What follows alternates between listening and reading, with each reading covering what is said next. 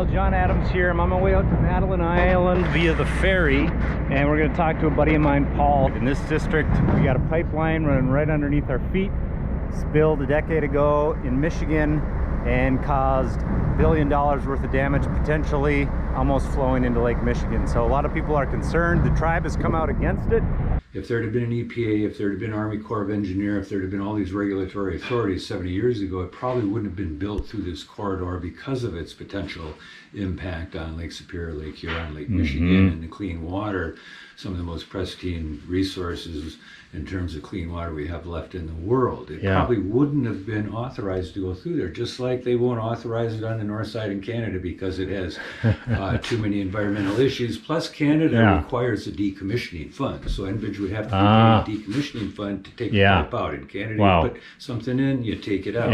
In the United States, you put it in, you can abandon it as an asset and leave it, which Enbridge is already probably aiming to, because they took their depreciation schedule from something like 40 years on the value of the pipeline. They were trying to get it reduced down to 20 or 18, which means they would like to be able to abandon the project in the future faster if they need to.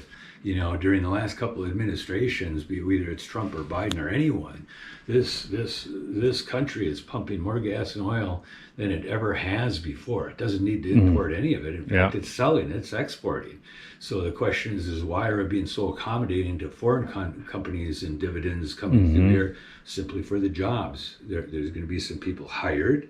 Most of the people hired are going to come from Pennsylvania or Texas or Oklahoma, where there already know pipelines and do those kinds of engineering services.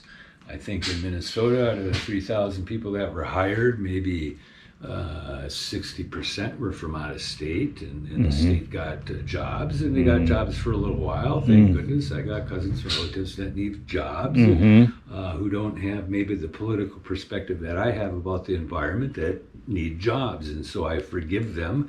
But I'd like them not to forget the ethics of clean water, even if they work for Enbridge. So, you know, I understand the need for the pursuit for employment and everything, but if they people want to do pipelines, do Flint, Michigan, retrofit for clean water. There's plenty of infrastructure dollars around, and we can do other things than build pipelines for dirty tar sands and foreign corporations.